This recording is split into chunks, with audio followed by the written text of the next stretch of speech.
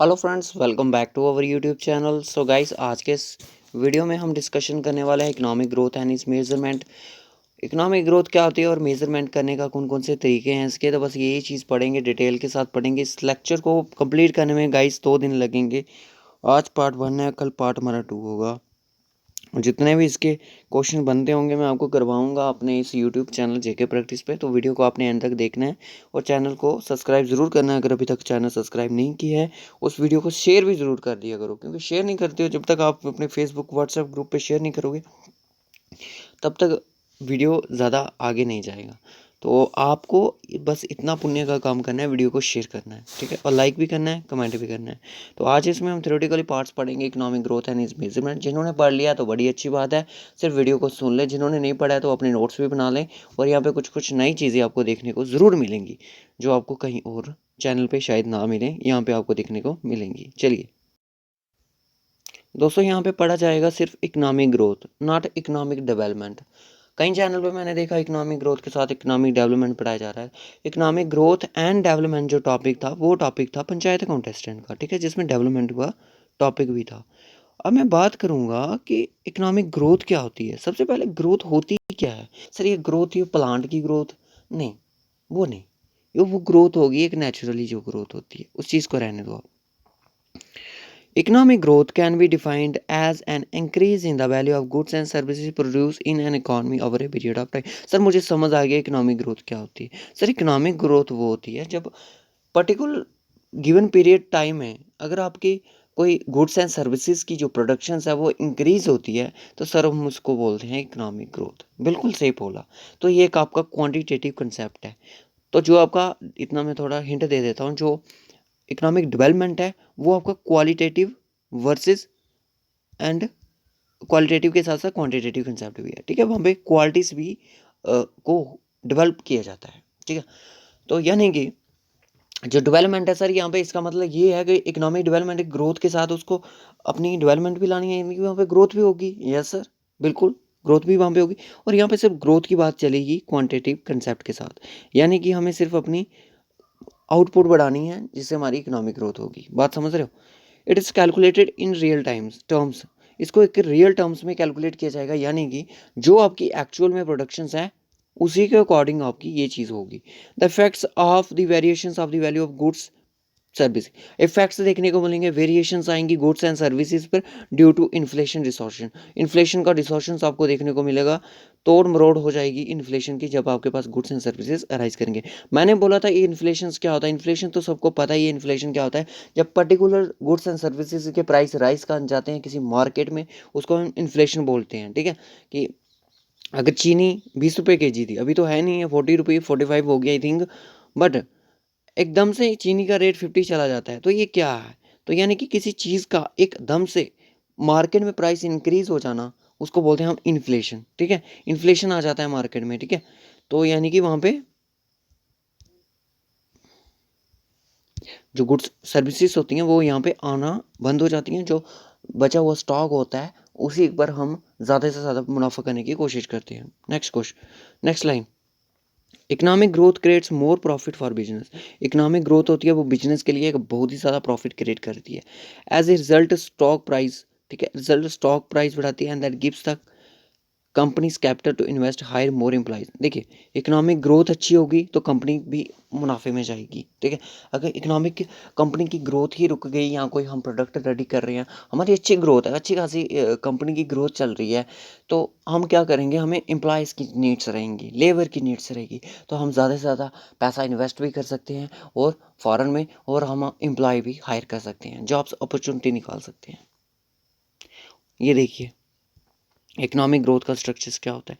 Increase in employment होगा, fall in unemployment होगा। Increase tax revenue increase करेगा, government की स्पेंडिंग भी इंक्रीज करेगी। इंक्रीज कंजप्शन, लोग ज़्यादा से ज़्यादा पैसा स्पेंड करेंगे कुछ लेने में, तो इनक्रोज इन इन्वेस्टमेंट, और इन्वेस्टमेंट में भी आपको इनक्रोज मिलेगा। For this reasons all country want positive economic growth. इसी कारणों से हर एक कंट्री है जो वर्ल्ड की, वो यही चाहती है हमारी जो इकॉनमी की जो ग्रोथ हो वो आपकी पॉजिटिव की तरह हो, ठीक है। अब कुछ फैक्टर्स हैं जो इन्फ्लुएंस करते हैं इकोनॉमिक ग्रोथ को। क्या क्या फैक्टर्स हैं?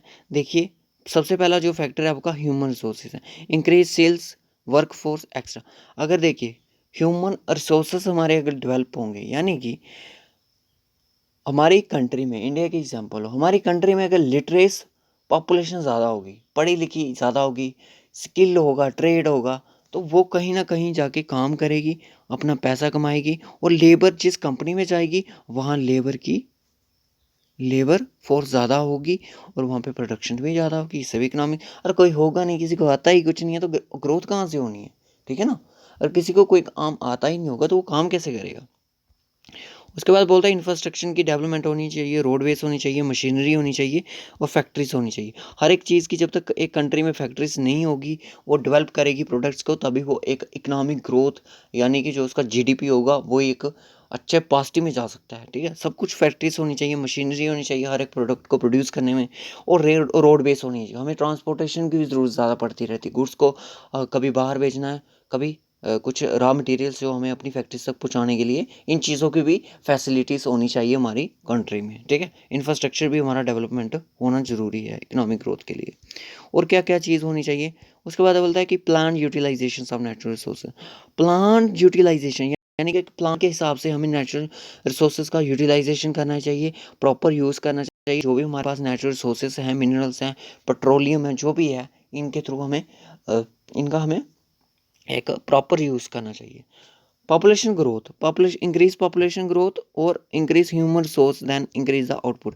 देखिए बोल रहा है कि पॉपुलेशन ग्रोथ अगर ज़्यादा होगी तो लोग बढ़ेंगे, लोग बढ़ेंगे तो लेबर बढ़ेगी, लेबर बढ़ेगी तो फिर क्या होगा, लेबर बढ़ेगी तो सर फिर कंपनीज में ज़्यादा एम्प्लॉयज़ होंगे और इकोनॉमिक ग्रोथ भी राइज करेगी। तो ये भी इसका एक फैक्टर इफेक्ट करता है। एडवांस इन टेक्नोलॉजी, हमारे पास अगर एडवांस में टेक्नोलॉजी, इंप्रूवमेंट टेक्नोलॉजी में है, तो ये भी हमारे अफेक्ट करती है इकोनॉमिक ग्रोथ को, ठीक है ना। टेक्नोलॉजी पता ही है कि बिगेस्ट रोल प्ले करती है, और आजकल primary sector, secondary sector, tertiary sector, और दूसरा है क्वाटरनरी सेक्टर। क्वाटरनरी सेक्टर में आपको यही चीज़ें सिखाई जाती हैं। Economic growth of a country, labour increase, ठीक है।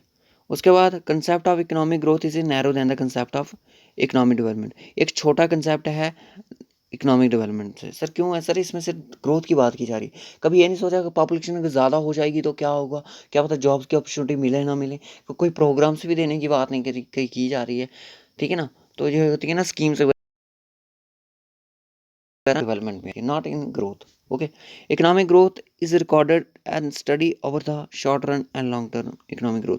इकोनॉमिक ग्रोथ को रिकॉर्ड किया जाता है एक शॉर्ट टर्म में और एक लॉन्ग टर्म इकोनॉमिक ग्रोथ में। शॉर्ट रन इकोनॉमिक ग्रोथ होती है, वो क्या होती है, बिजनेस साइकिल से refers to economy wide fluctuations in productions and economic activity over several month और years. Short run variation economic growth is called the business cycle, ठीक है। इकोनॉमिक शॉर्ट टर्म में जो इकोनॉमिक ग्रोथ होती है उसको बोलते हैं हम कॉल्ड द बिजनेस साइकिल, ठीक है। प्रोडक्ट एक बड़ा ही फ्लक्चुएशंस होता है, कभी घटता है कभी बढ़ता है, एक किसी साल में या किसी मंथ में।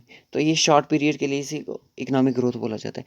This cycle is made up of the increase और डिक्रीज प्रोडक्शंस दैट अक्सर बताया मैंने कि बढ़ती है या घटती है प्रोडक्शन, दैट अक्कर मंथ और ईयर में, महीनों में या सालों में इसमें चेंजेस देखने को मिलती हैं। This changes in the business cycle, ये चेंजेस बिजनेस साइकिल्स में देखने को मिलती हैं। Result of the fluctuation in the aggregate demand, और एग्रीगेट डिमांड पे इस पर इफेक्ट पड़ता है। बोलता है कि इंक्रीज इन एग्रीगेट डिमांड, अगर इंक्रीज एग्रीगेट डिमांड हमारी इंक्रीज हो जाएगी without corresponding increase in aggregate supply. Demand तो इंक्रीज हो रही है पर सप्लाई नहीं इंक्रीज हो रही है, तो इसी में हमारा शॉर्ट रन इकोनॉमिक ग्रोथ होती है, ठीक है। लॉन्ग टर्म में क्या होता है, इस चीज़ को याद रखना, परसेंटेज रेट इंक्रीज, हमारा परसेंटेज रेट इंक्रीज करता है, ठीक है, in the real GDP. GDP is defined as the market value of all the officials recognized final goods and services produced within a country in a given period of time। तो GDP के बारे में आपने पढ़ा है कि जो भी एक परसेंटेज इंक्रीज करती है। एग्जाम्पल की मैं अगर बोलूँ कि हमारा GDP 8% था 2008 में, और 2009 में था आपका 9%, तो कितने परसेंट यहाँ पे इंक्रीज हुआ, तो वो आपको यहाँ पे यही चीज़ बता रहा है, ठीक है।